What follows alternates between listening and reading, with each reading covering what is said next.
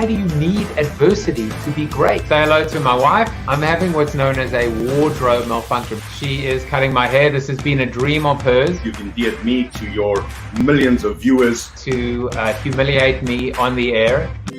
I always cry even though it isn't allowed. So proud.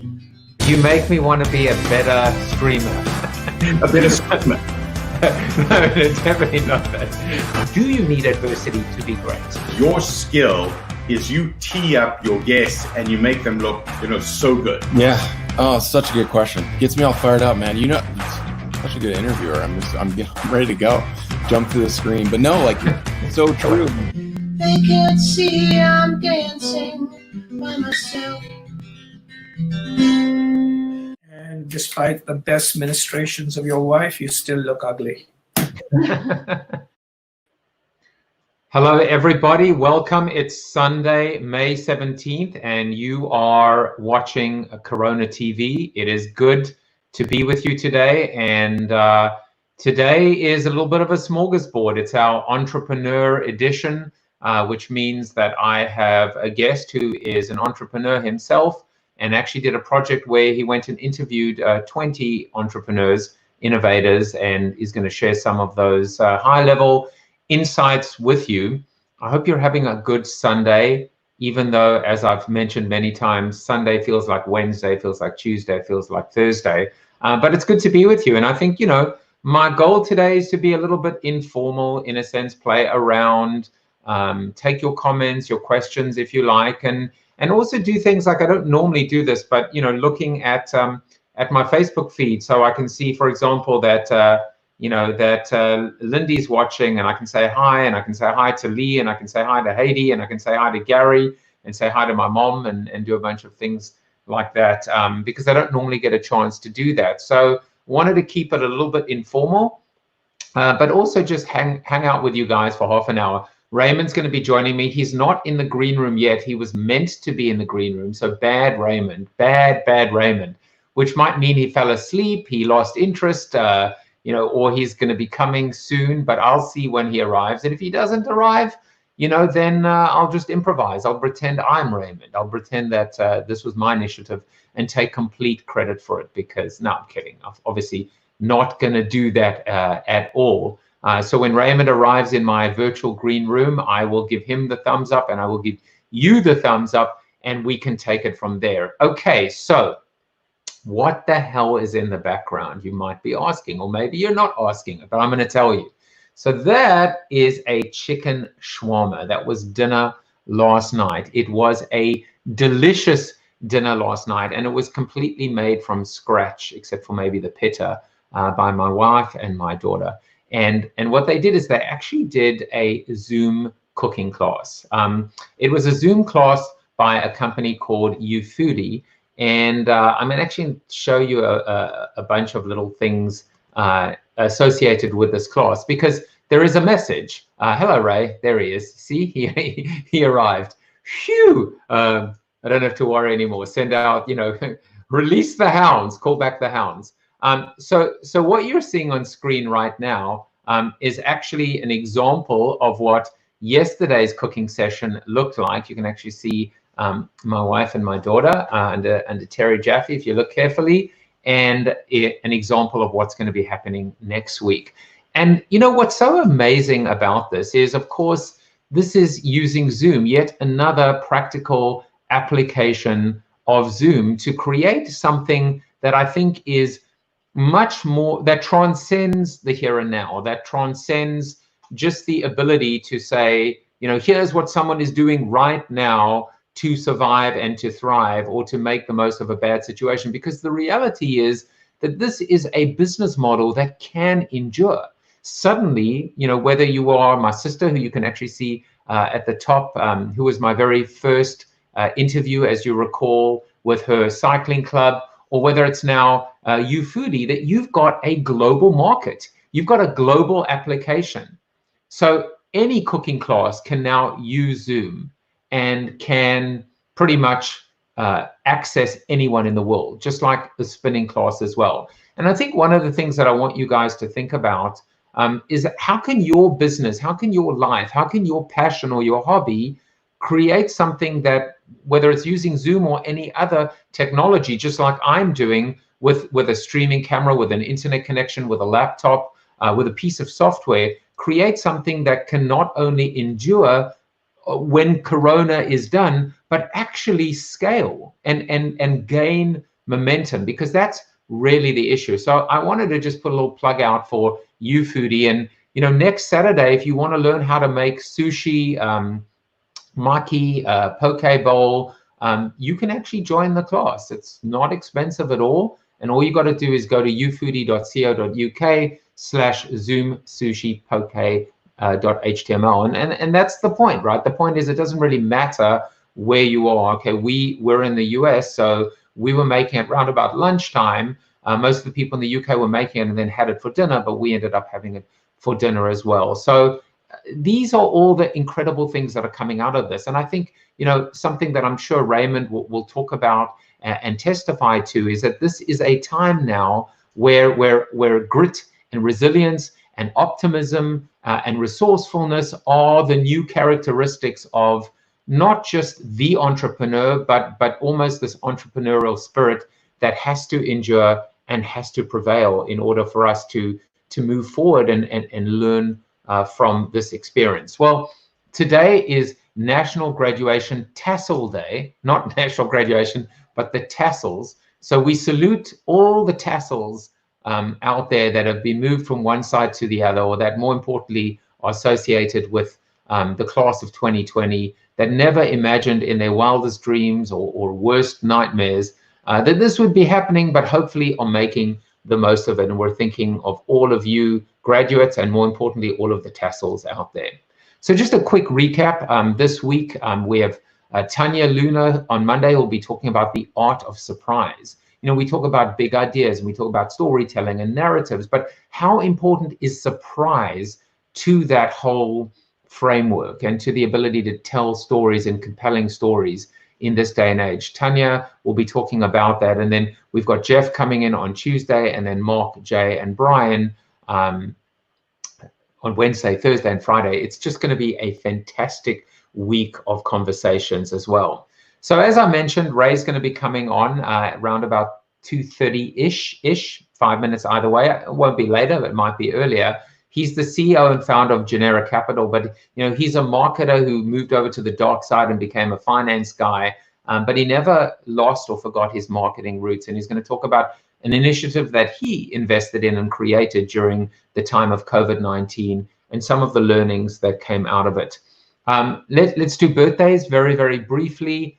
These were all my Facebook friends' birthdays from yesterday. Just want to say happy birthday to you guys. And today, my Facebook friends that are celebrating birthdays today. And likewise, this is the smorgasbord of LinkedIn connections from yesterday and today. I'm not going to mention you by name, but I will send you a message, as I always do afterwards, and just let you know that don't feel alone, because we are all in this together. And certainly if I can bring a smile, I will tell you something. Sometimes I don't think we realize the power of a little message. I take a message and then I cut and paste it and I just say, hey, I was thinking of you and I wished you happy birthday. So is it personal? Well, yes and no. I mean, I'm cutting and pasting because I have to get through 20, 30, 40 of them. But you'd be surprised how many people will reach out to me with just one word, W-O-W, wow. Wow, because, they didn't expect it. Again, that's the art of surprise. But I'm just a guy creating a streaming show from, the equivalent of my basement, or in this case, from the middle of a chicken shawarma. And but they're blown away. They didn't expect it. They didn't expect an author, or maybe someone, they followed me because they bought my book or they saw me present. Maybe I didn't realize the impact I had on their life then, and how much the impact I'm making on their life now by being able to send them a little greeting. So, every gesture, no matter how small or insignificant it seems, in fact, can be something much more significant and appreciated as well. So very briefly, I also just wanted to say to you guys, just to keep reminding you that Jaffe Juice TV or Corona TV is for now Corona Radio or Jaffe Juice Radio. The bottom line is, if you want to listen to these shows, you can go to iTunes, to Apple Music, and subscribe. All you got to do is search Jaffe Juice TV, and you will find the show, and you will be able to subscribe and listen to these interviews if you prefer audio versus video, or maybe you just want to catch up. So many amazing interviews. All right, fat blogging.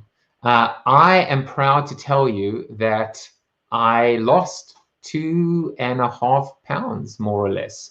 I went from 195.7 last week to 193.2 this week. I'm pretty happy. I'm pretty happy about the fact that I'm 7 pounds down now since March 18th, since this hit. This t-shirt that I'm wearing right now was pretty tight on me. I feel liberated. I feel mentally uplifted because there are clothes that weren't fitting that are fitting now. And I actually believe weight loss has always been, you know what? I don't know if you actually saw the slides. Maybe you didn't. I was just realizing that I was looking at the wrong, at the wrong screen. So I guess you didn't see any of these things. So, you know, I just rewinded. Let's do that again. Let's do that again. Happy birthday, happy birthday, happy birthday. I'm on iTunes, subscribe, and it's time for fat blogging. And I lost 2.5 pounds. Yeah, I'm back to where I wanted to be. Weight loss is mental. It is nothing but mental. It's not physical, actually. The physical part is pretty damn easy. It's the ability in your mind to set your sights on achieving something that ordinarily can seem insurmountable, especially when you got chicken shawarmas behind you as well. But I've always found this amazing thing about weight loss. Number one, you know, when I travel, I remember at my heaviest, I was about 227 pounds. And I would eat a meal on the flight. If I was flying business class, I would eat the full meal. But hold on. I would have breakfast at home. I would have lunch at home. I would eat in the lounge. I would eat again on the flight. And then when I got to my hotel room, and I'm not embarrassed to admit, I would have a pizza and French fries and maybe a glass of wine. But at the same time, when I'm in the zone, I can travel and I can be so ridiculously strict and make sure that I go for a run every day. So why is it that two people, one person is putting on weight during this time of quarantine and another person is losing? And I believe it is mental. You know, you cannot lose weight if you don't want to, if your mind is not there. And we could talk about weight loss. This could be a weight loss podcast or show. It's not going to be. But I just want to say that, you know, if this is doing it for you, and if you can be in a zone where the small victory can be the victory on the scale, then go for it. I have chosen to do what I call weight loss by community, fat blogging. The goal of fat blogging ultimately is designed to say that if I fail myself, I fail you. If I fail you, I fail myself. The humiliation, the embarrassment of putting on weight every week should be enough of a deterrent to be able to say, no, I'm not going to do that. I'm not going to allow myself to fail you guys. I might fail myself, but I'm not going to fail you guys. And so that's kind of been my idea, which is to share with you my weight loss, come hell or high water.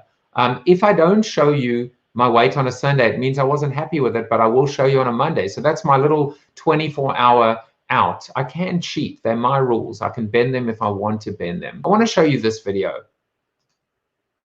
Common sight on cruise ships, resorts and casinos. Piles of hot food in communal trays, each patron helping themselves to as many servings as desired. If just one is infected, it may be the perfect setting for a virus to flourish. And a new video out of Japan helps show how fast it could spread. Medical experts teamed up with the country's public broadcaster, NHK, in an experiment that simulates a cruise ship's buffet-style restaurant. First, one of 10 participants rubs his palms with special liquid only visible under black light. He represents an infected person who had coughed into his hands. Then he joins 9 others as they spoon food onto their plates and sit down to eat. After 30 minutes, the room goes dark before an ultraviolet light comes on. The fluorescent liquid is now visible on a lot of surfaces. Items the so-called infected person had touched. Tongs, pitchers, food tray lids. Left residue others picked up, and in turn spread to silverware, dishes, glassware, clothing and phones. After half an hour, every participant had come into contact with the liquid. 3 of them had gotten it on their faces, a visual show of how easily a contaminated substance can travel. The issues with that video is that there's a lot of material which was put on the hands, and so that's a very artificial situation.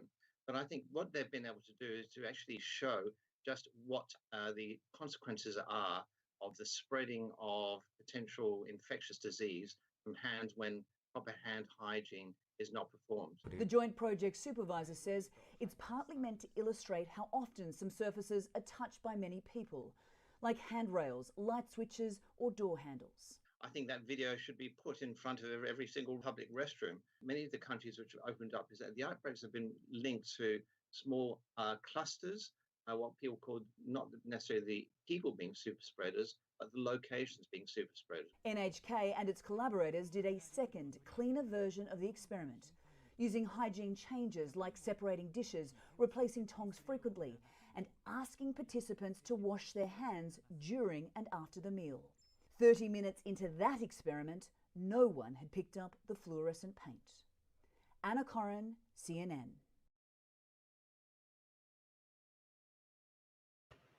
Isn't that just unbelievable? It is sometimes so important for us to have a visual demonstration that moves us from what we think and what we believe and what we perceive to what we actually see as an expression or a statement of fact.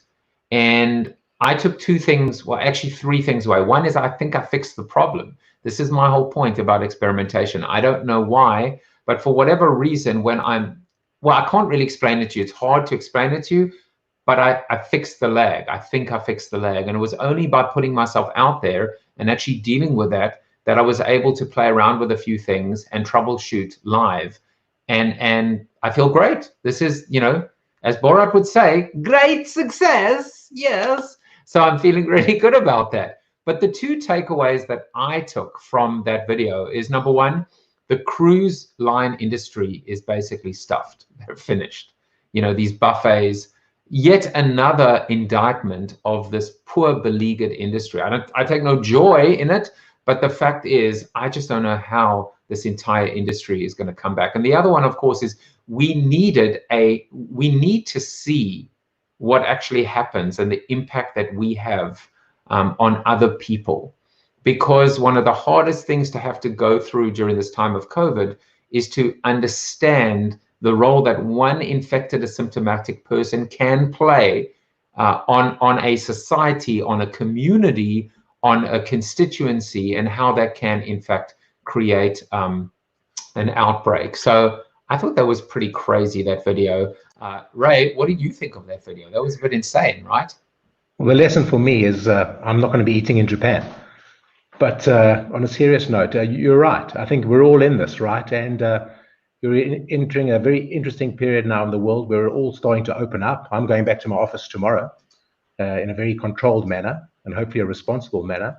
But, you know, the weakest link breaks the chain. And, you know, I see all over the world people protesting and wanting to go back up and forcing us to get back into the real world. And, you know, it comes with a huge amount of risk. And we're responsible. You know, there was one beautiful protest I saw, I think somewhere in America, saying, you know, it's kind of my body, it's my life, you know, and the truth is it's not. You know, it's the air you're breathing, it's the things you're touching that are affecting everybody. And there's a big warning that comes with this.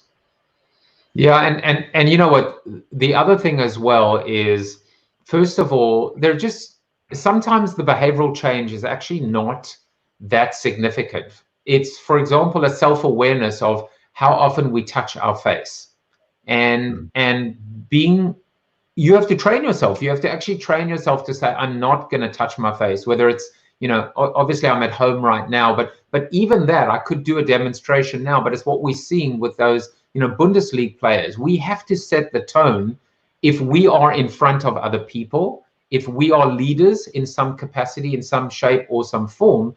But in the case of, whether it's, our nose is running and we want to touch our nose, or scratching a part of our face, we have to train ourselves or unlearn the ability to do that. And then of course there's everything else.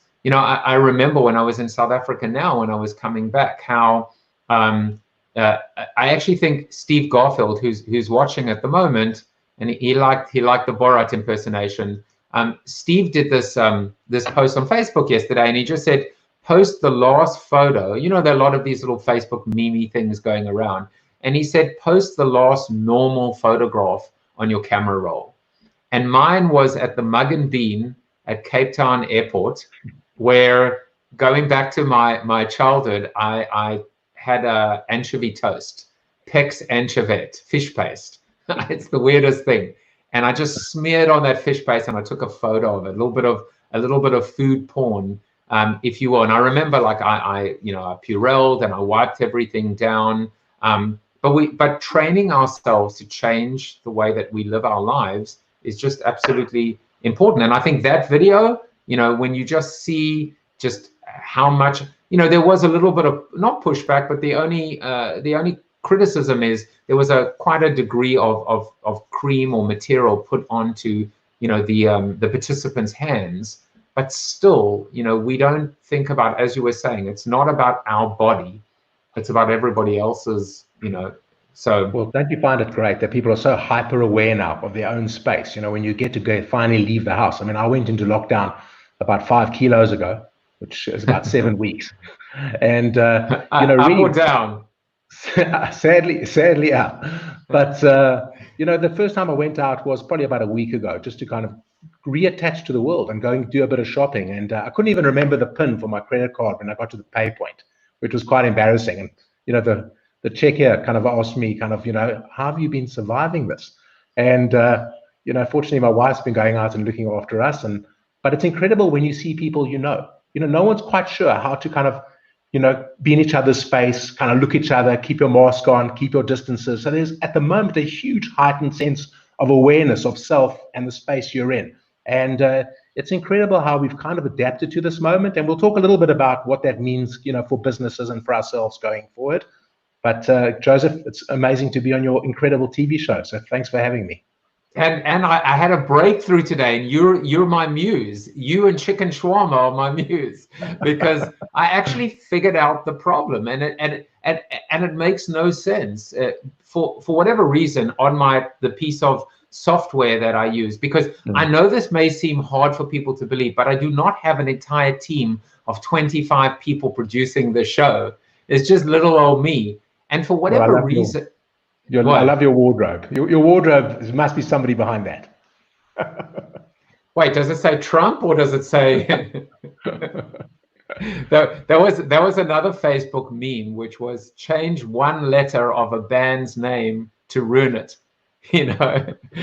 So you had, instead of the Rolling Stones, you had the Rolling Scones, or Pink Flood. It's just funny, these little things make us laugh. So I'll tell you, actually, to talk about my wardrobe, I wanted, from an authenticity standpoint, I didn't want to put on a tie and a suit and be someone I wasn't. I wanted to just be me, and I wanted to be as informal as I would normally be, and maybe I'll change it when we come out of this. It's part of the reason why I wanted to grow my Corona beard, not as a negativity, but as a physical, manifestation of this was my time in quarantine and I embraced it. And I think the physicality reminds us of it rather than try and pretend it's not there. So that's why it took me, you want to know how long it took me to decide what to wear today?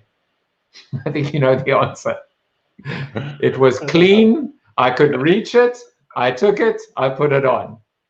Yeah. So look, it's also about being in in your space, in your area, and work. I think for me personally, it's important I think if you dress smart, you kind of sometimes think smart, in the industry I'm in, it keeps the professionalism, even though you're sitting at home in your study and talking to people remotely, you're taking yourself seriously. And I think, people probably respect that as well at the same time. So it depends where you are. What are you saying? I'm not respecting me.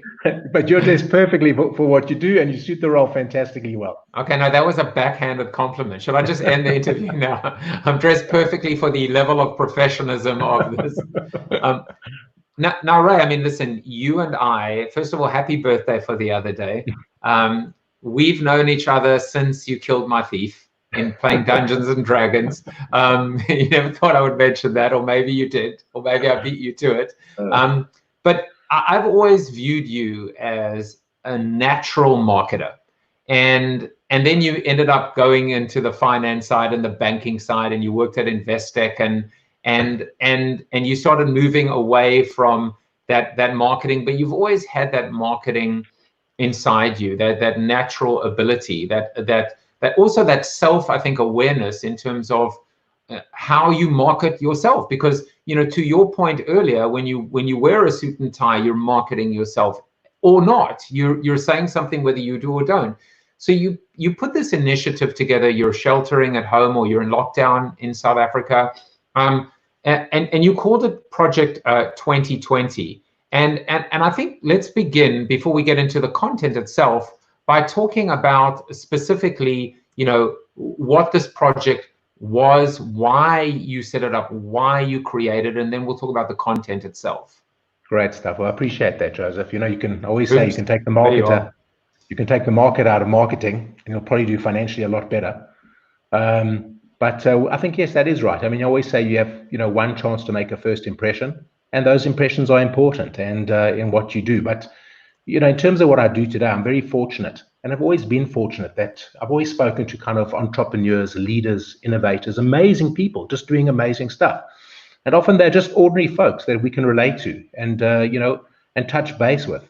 And I was on the treadmill one morning, actually. That's how it came about. And I was kind of listening to a podcast by FT, by Gideon Rachman on, the world and what's going on.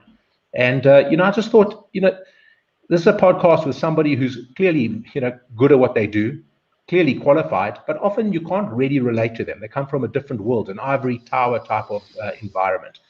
And this is a very stressful world that we've suddenly gone into.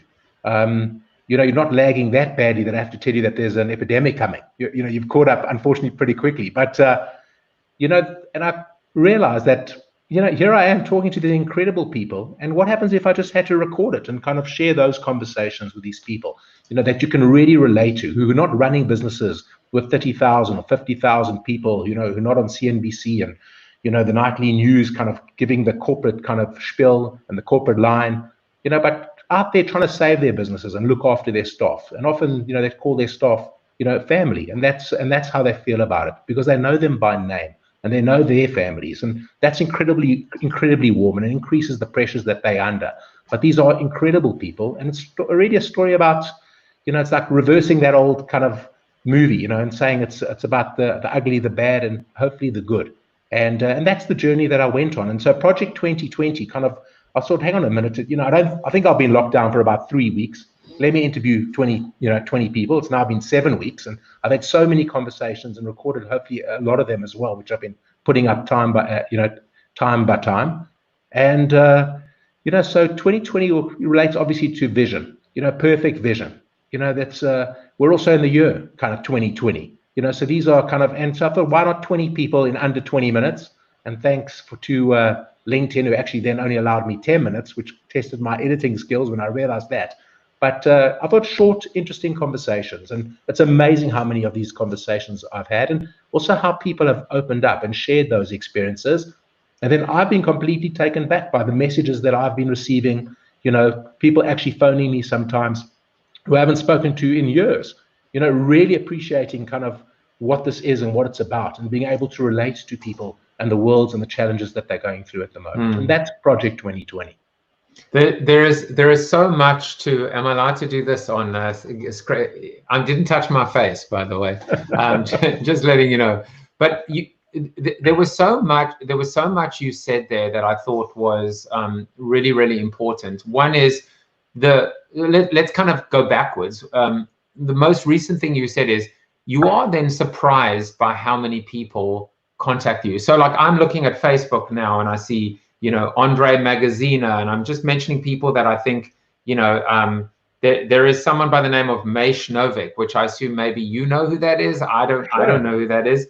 And then there is, Lisa Shevitz is there. These are just the people that you and I would know, and Avi Maltz and Tamara Collifson, and and they're people that maybe you haven't connected with for a while, and then they come out of my first boss when I moved to the US suddenly was watching my show. So there is that connection. A couple of other things, like almost like I regard them as meta things, which is you started doing this, you had your 2020, and then LinkedIn says, nope, actually it's 10. It's actually Project 1010. You had to pivot, right? You had to adapt. You had to figure it out. And maybe, just maybe, 10 minutes was better than 20 and tighter and tighter. And then the third thing I just wanted to say before, we get into this is there's one more aspect of 2020, right? There's perfect vision, we're in 2020, but then there is that idea of they say hindsight is 2020. And the reality is we don't need hindsight to realize exactly what we're in and what's happening. And if you think about it, Ray, it's an incredible feeling to know, like most of the time in life, we don't realize what's happening until it's in the rearview mirror. And then we look back and go, if only, and why didn't I, and I never knew, and I didn't realize. Well, now we're in it. And so in a way, we're like stepping out of our bodies personally and professionally, and we're able to take stock and reflect and make changes as they're happening. And I think probably a lot of that came out from your interviews. Look, you always feel great when you share. There's no question about it. I mean, you're doing it every single day of your life at the moment and chosen to do it live, which is quite a challenge, and very exciting. And you're living your dream, but you're sharing and people are tapping into that. And in the good times, people just share information. I mean, you mentioned Lisa, who shared Kathy Wood with me, at ARC. And, just that kind of information that starts circulating and makes you better for it. And I thought, when better just to share and to be there for people at these kind of times, which is just incredible. And, and that's exactly what the project was about. And we can share some of the learnings on the project and see some of the amazing kind of work that people are doing through this. And we'll do that now. Just a few little shout outs and hellos. And Evan said, thank you. First of all, great show. And Ray, I love the picture or photo behind you. Some good African art. Huh? Yeah? Some good African art. All right. So I asked you to basically bubble up and send me some key learnings, consistent learnings, or clusters, of learnings. Before we do that, you went out and interviewed 20 innovators and entrepreneurs. Can you give us just a sense of who some of them were? Who some of them were? Was not was. Well, they was and were. I'll tell you all of them. And there's quite a spectrum. And I tried to make sure there was a spectrum. Not just in terms of industry, but also in terms of geography. I thought that was quite important. And also gender. You want to try and get as big a mix as you possibly can in this. And so I kind of interviewed a couple of people in Israel, did a couple of people in the US, did a couple of people in the UK, and did a whole lot of South Africans, which has got its kind of own peculiar nuance in terms of the environment and the economy we're in, which I thought was really relevant, obviously, for the network that I come from. And the industry spanned, everything from good industrial companies, property companies, hotels, macro strategists, a lot of venture capital in there, high-tech industries out of kind of Israel, looking at aerospace and, the automotive type of industry, kind of leading the charge there.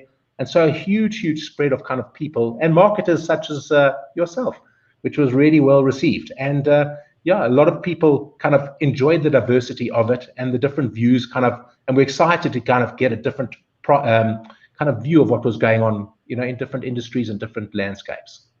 Right. I was very proud to be one of the 20.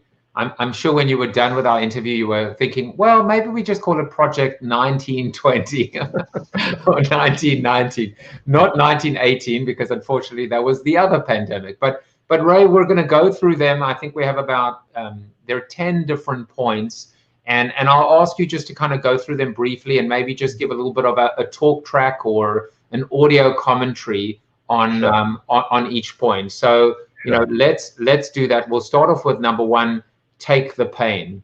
Yeah, this is really important. This is about a sense of reality, you know, and I use the word blindsided, and it came up a number of times. And I'll talk about things people spoke about and common themes. But this was really being blindsided. I mean, up to the point, you know, people would have strategy discussions about their business and where they were going. Nobody foresaw a kind of sudden stop in totality. I mean, there are businesses that have gone to zero in terms of revenue, as you know, and there are some businesses that have had to drastically kind of look at their own model. And there's a sense of reality here. You know, you can't as a leader kind of put your head in the sand and say, you know what, you know, we'll wait for things to get better. You know, this too shall pass. You know, we don't know. You know, I watch a lot of kind of TV commentators kind of feeling that they have to guess what's going to happen next week and the week after that, and what's going to happen to markets and business and the virus and curves. Nobody actually knows. We're doing our best here, but there has to be a sense of reality that you need to move fast. And funny enough, you know, one of the questions I continuously asked was, what did 2008 do in terms of preparing you as a leader and as an entrepreneur, you know, in your own businesses? And this is one of the kind of the takeaways from that last crisis, was move really quickly. And you've seen governments do it, you've seen central banks do it, and you've seen businesses do it. You know, not waiting to say, oh, I don't know what's going to happen. Perhaps there'll be a liquidity crisis, perhaps not. No, act now, protect your business, realize what's going on, and cut quickly, because ultimately business firstly is about surviving. And if you don't survive, you know, there is no tomorrow. And so that's a sense of reality. And we'll get to that. I think that's one of the points as well. But one of the takeaways that I take from this is take the pain also means almost enjoy the pain in a kind of masochistic sort of way. Accept it, embrace it, internalize it, and get stronger. You know, what doesn't kill me makes me stronger. And I think that's also, you can't avoid it. Sometimes you just got to say, bring it on right now, and just let me have it, and I will come back stronger than ever before. So number two, expect revenues to go to zero over the next 6 months. Yeah, I think what do you mean by that? Yeah, I think this is a great and very important. And it goes back to the point I made about survival. I think you've got to stress test your own model and say, well, what happens if we just can't turn this business on? What happens if this is not a V-shaped recovery, you know, but a L-shaped, or, you know, the dreaded W-shaped, now that we're opening up again? You know, what happens if there's a second round and a third round that keeps coming at us, you know, and literally we just don't make any money in this business? Do we have the cash flow to survive? What happens when I get to month 3 and 4 and these salary bills kind of come at me? Can I afford kind of to pay my staff? Can I afford to be around? You know, and that's about kind of raising liquidity and kind of tapping your cash reserves wherever you can and making sure that there's cash in the business. And it really does tie hand in hand with take the pain. You know, you've got to cut the costs which you don't think you can carry. That's incredibly important. And there you go. That's the W shape, which I think is more and more kind of being put into most people's models at the moment, to say, yes, we want the world to come out. We want to go back to work. Economically, it's hard for everybody. You know, people are not making money. They are struggling to kind of look after themselves. And day by day, it gets worse. But absolutely, you need to expect a second down leg. We can hope that there won't be, but I think you have to plan that there will be. And that's incredibly important. Could that also refer to a second wave and potentially a third wave of the actual virus? Is it quite literally, has a W-shaped recovery ever been used before or applied to economies? You know, so the answer is not in many, many years. So it's not an experience we've had. And particularly in the US, if you think about it, the US model looks very different to the rest of the world. And what I mean by that is kind of for 40 years, fortunately, the central bankers have solved our problems. You know, they've thrown money and thrown stimulus at the problem time and time again. And so we keep having what's called this beautiful V-shaped recovery, where, you know, we have these kind of small cycles, these normal business cycles, you know, inside very long cycles, you know, but long cycles will take place over 75 years. You know, so we haven't lived through this. We don't remember what 1929 looked like, or what 1918 looked like, you know, during the Spanish flu. So we're just used to business cycles, and we think that what should be normal, you know, we can solve for. And so what we've seen is central banks kind of throwing money at the problem, And the truth is the kitty is bare now, and we're incredibly vulnerable. So we're going into a new phase now of kind of monetary stimulus and fiscal stimulus. So it's governments now printing money. And so they are trying to get us back to this V-shaped, and perhaps there's some politics behind it, but they're moving as quickly as businesses, having learned from 2008 to throw as much as they can at the problem to make sure there's liquidity and there's jobs so that we have a V-shaped. But if you look at where the world is in the long cycle, I think businesses need to realize that sometimes we can't solve the problems, and so I often use Japan as a great counter example. Japan's kind of reached its kind of peak kind of economic boom in the 1980s. They still haven't recovered. Debt to GDP sitting at 250%. So that could be a model that we're going into as well, which is pretty frightening. And you have to understand that maybe growth and the growth that we're used to in businesses actually could be a thing of the past. So I'm not saying it will be, but maybe it could be a thing of the past. And how do you plan your business for a low growth environment rather than the expected kind of rah, here we go, the economy will come out of this again, and away we go. And that's about really looking back in history and planning your business models on a much deeper thought basis than we're expecting today. Yeah, so you said a lot of incredibly valuable things there, and there were a couple of takeaways that certainly resonated with me. The first is this idea of growth. So one of the things that I've been saying through my book, through Built to Suck, is that the prime directive is growth. But because for most companies that are built to suck, right? The companies, the J. Crews, the J.C. Penney's, the Neiman Marcuses that have all filed for bankruptcy, they stopped growing or they registered negative growth. But there's also this idea of growing up. So growth doesn't have to be top line, bottom line, market share. It can also be about making tough decisions or different decisions or maturation. And I think that's what I take away. The other thing, and it leads us to the next point of view, which is or insight, which is, I guess, if there is going to be a W-shaped recovery, if we do expect a second wave, shame on us if we make the same mistakes again or if we weren't prepared. And so I think another learning came to this idea of what can we be doing now and in the future? Roll up your sleeves and dive in, be proactive. Yeah, that's exactly right. I mean, one of the guys said to me, he runs a hotel business called the Capital Hotels. He said, you have to have a plan A, B, C, and D, and that's when you start your business. And because things change and things, there's a great saying that it's a bolt from the blue. And that's true. Bolts do come from the blue. They're unexpected, right?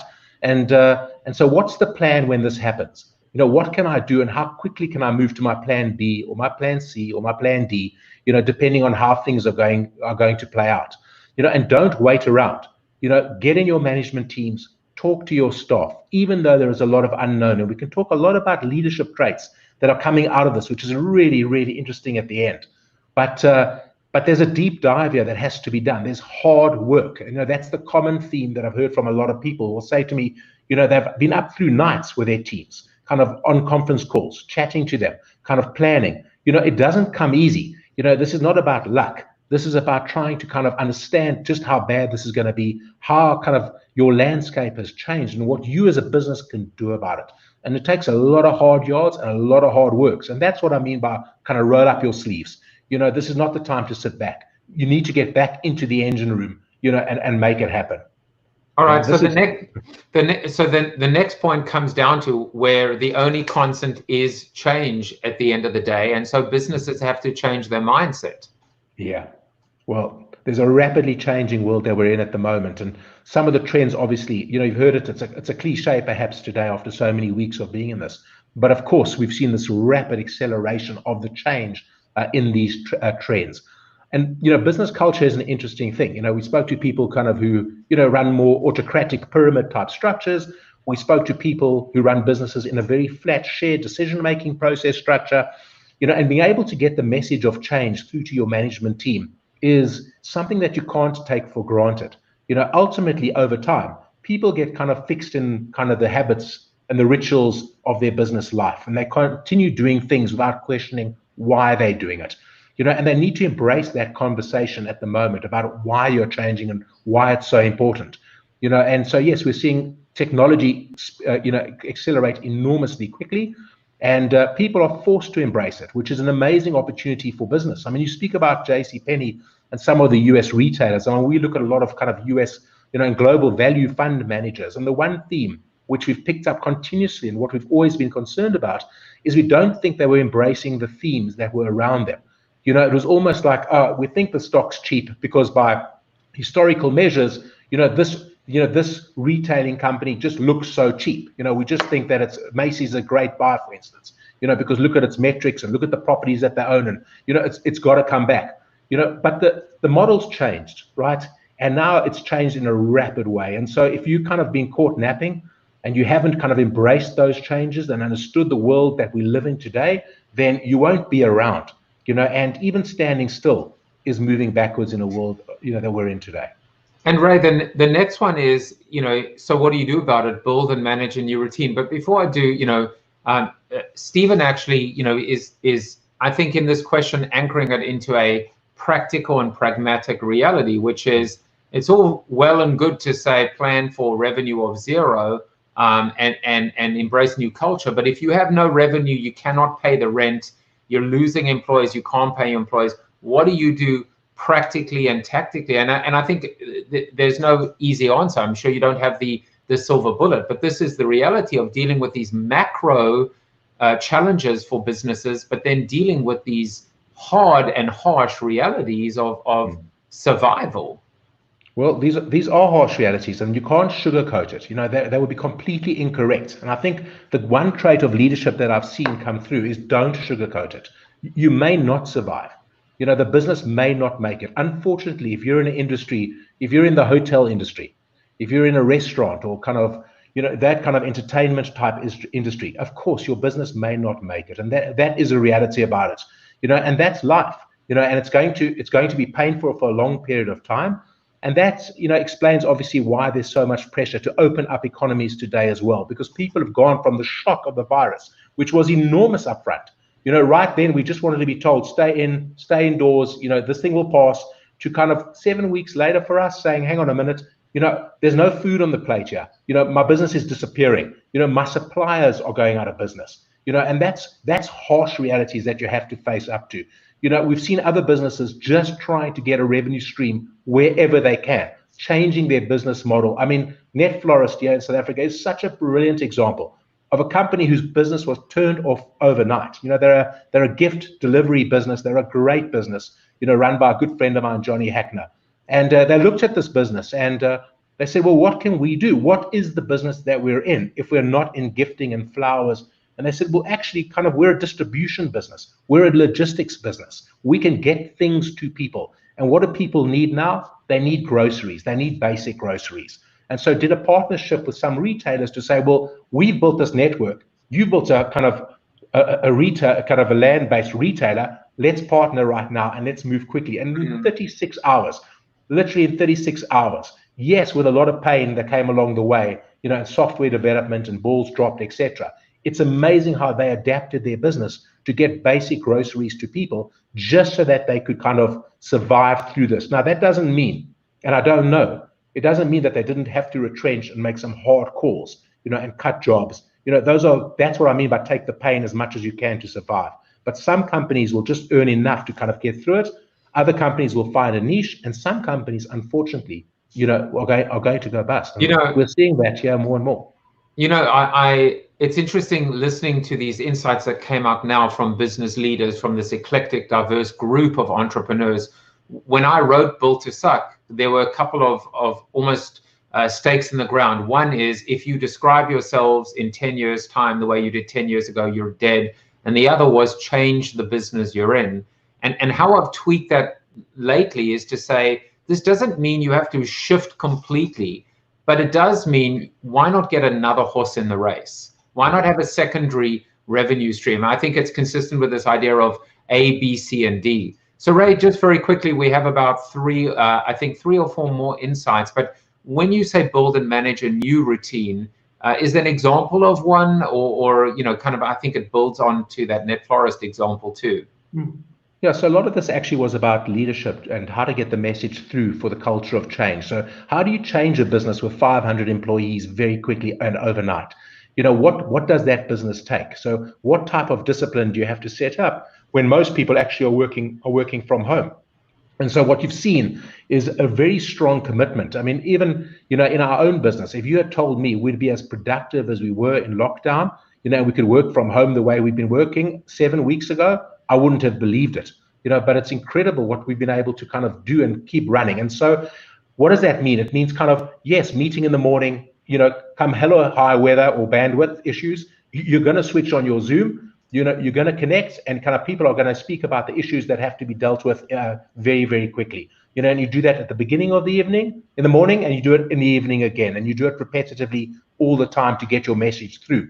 The biggest challenge that I saw, interestingly, was a company here in South Africa where, employ thousands of people, but many of them are living in what we call townships, who don't have the internet, who don't have Zoom, who don't have kind of telephones, or can't spend money on kind of airtime at the moment.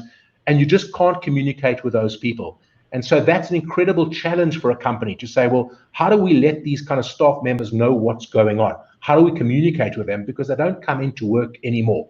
And so these are real challenges that are kind of confronting some businesses, but otherwise it's about kind of the new normal in terms of where we're at today, and what do you do about it as a company? And I think also that, of course, speaks to this idea of being realistic as a leader, because there are tough decisions and practical and pragmatic trade-offs and opportunity costs and pain. I'll take a step back just to say I am talking with Raymond Goss, CEO and founder of Genera Capital. And if you want to connect with Raymond, you should definitely go to his LinkedIn profile. Just look up Raymond Goss, because you will see access to Project 2020 and be able to see and watch all of these 10-minute, not 20-minute interviews firsthand, and be able to kind of enjoy some of the insights. Ray, I think we started off by talking about pain and the toughness, but it's important to end up talking about the silver lining, if there is a silver lining, or hope. And that is, these were almost 4 different points. I put them all together because I think we should be overwhelmed and we should just enjoy. We should almost like a fire hose take in the fact that there are more things in our favor than against us. Optimism, the human spirit, creativity, resilience. I wonder whether these are just characteristics and trademarks of entrepreneurs and the people you spoke to, or in general, what is necessary and needed in order for us to kind of make it through this dark period in our lives. Yeah, so this is the spirit of the people we were kind of talking to, and it kept coming up. And the one thing that was amazing for me is that even though they were rolling up their sleeves, as we said, and like really being in the trenches at the moment and making tough, hard decisions, they still had their eyes on the future. And so it was amazing to see it. So they said there's a lot we have to do today to kind of get ourselves through this and to survive. But we'll get over this hill. And yes, maybe there'll be another hill and another hill. That's the life of business. And that's the life we're in as entrepreneurs and as leaders. We accept that. But what does that new world look like? And the great leaders and innovators that I spoke to, didn't kind of paint a picture of negativity and fear. And that was so heartening to see. That was the human spirit and creativity. So they weren't talking about social distancing as being the new normal, or, kind of isolation, or kind of the world going into kind of looking after its own supply chains. They still had the ability to kind of look through this and to say, well, we want a better world. We want a more connected world. Yes, it's tough now and we have to social distance, but that's not normal, right? We want to be connected and we want to get back to growth. And so how do we create a business that is resilient to kind of have this optimism and this human spirit to kind of drive us forward? We don't want to go backwards. We don't want to go back into an isolationist world. We don't want to let politicians play on our fears. We want to continue creating the world and the vision that we come from. And it was incredibly inspiring to hear people talk the way they were talking.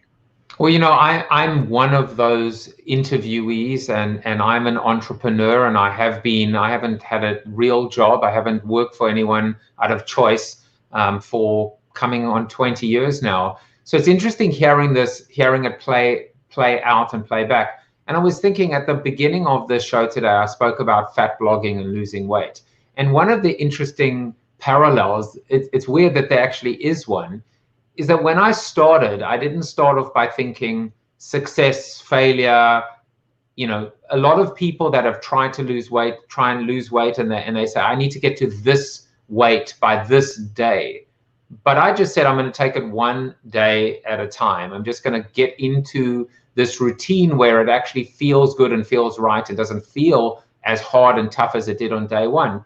Now that there's a little bit of wind in my sails, I can start to think about a deadline or a goal or a milestone or an incentive. But I was thinking, even going back to CoronaTV, I am not worried about monetization or audience or this or that. I'm concerned about the work product. I'm more ecstatic about the fact that I think I might have fixed that video lag, because I don't have a tech department. I'm just figuring it out by myself. Then I would be if, you know, I saw Bill Gates was watching the show today, which I'm sure he is. And I think there is that, you know, how do you just, you know, because look, there's something that troubles me almost with the final insight, which is not everyone can be an entrepreneur. So what do you mean by that? How did that come out of this this project? And is it possible for maybe everyone to get a little bit of that spirit, or is it just not? Well, being an entrepreneur is a tough thing, and this came from an interview I did with Ian Mann, who's, you know, a fantastic business consultant, and we spoke about what happens when businesses go out of business. What happens to good people? Can they start themselves? Can they start companies? Is this a time of innovation like we had in 1929, where suddenly great companies and great ideas came about? You know, and the point is, being an entrepreneur is tough. You know, and you know, I like to kind of use the view, having done it myself a few years ago and having had my own experiences. You know, what you're really doing is you're building a good business plan, write it in pencil, you know, because the moment you cast your little boat out into that stormy sea, you know, it's going to come with threats and magnificent opportunities. Don't be scared to crumple up your business plan, throw it overboard, and kind of see what those opportunities are. Have your eyes wide open. But of course, you have to survive, and you have to kind of survive the storms. It's not always easy, and it's not simple. You deal with people, you become responsible for lives, you deal with economies, you deal with challenges that you never thought you were going to deal with. It's an amazing, exhilarating, you know, ride, but you will wake up at night having kind of cold sweats and heart palpitations. If you don't, you're not an entrepreneur. And that's not for everybody. You know, having come out of an old corporate in my earlier days, I can tell you 9 out of the 10 people should definitely stay there. But there's definitely those kind of people who can make a difference. And if they're those kind of people, go for it. But it's not for everybody. Look, it is the truth, and it is sometimes the sobering truth. Me being an entrepreneur and showing that optimism and hopefulness, I think we've all got a little bit of it in us. It just may not manifest itself with respect to our profession and our career. We can be entrepreneurial with respect to a hobby. We can be entrepreneurial with respect to our outlook on life. And I think being honest with ourselves sometimes is important, because it isn't for everyone, and there are days and dark days, you know. And I think, look, what we've taken away from this period in our lives, Ray, is whether we're employees or whether we are consultants or whether we are entrepreneurs, we're all kind of equal right now in the age of COVID. And we're all trying to figure out how to cope for ourselves, our family, our colleagues, our partners. And the more that we can share, the better. And I think that's what I want to thank you for doing this project, for sharing, for finding those commonalities and those themes. And I'm sure it was hard work as well, that it wasn't just, you know, as simple as, or maybe it was simple for you. I don't know. Was it simple? It felt simple. It felt good. And, you know, hopefully there'll be other new and great ideas coming from this as well. And if we changed and just helped kind of 1 or 2 people, you know, and made people realize that we're all vulnerable, we're all in this together. It's not a personal voyage of suffering you're going through this, but we will get through it, and we will get to a better place. It just takes some hard work, and it's been an amazing journey and experience for me. And thank you so much for allowing me to share that. Well, Ray, thank you for coming in. Enjoy your Sunday evening in South Africa, and no doubt we will talk soon. Look forward. And that was Raymond Goss. He murdered my thief when we were younger. I've never quite forgiven him for it. He didn't have to die, the thief. I just felt it was sadistic and vindictive. And you know what? Maybe it was. He's never admitted it, but I know it's true. I hope you guys enjoy the rest of your Sunday. Keep your head up. Keep your spirits high. We will get through this. And we will get through this maybe a little bit easier and a little bit less painfully through the human spirit and the human condition, through generosity, through kindness. My article tomorrow in my newsletter is exactly that. It is about the new superpower is generosity. If you would like to subscribe to my newsletter, if you're in the US or even North America, you just have to text the word CoronaTV to 66866 and you will get tomorrow morning my newsletter, which is, and the theme is generosity is the superpower. And if you're outside of North America, just go to josephjaffe.com. That's it from me. I'm going to go and enjoy what sunlight we have left of today. Take care of yourselves, take care of each other, and I will be back tomorrow. No rest for the wicked. Take care. Bye.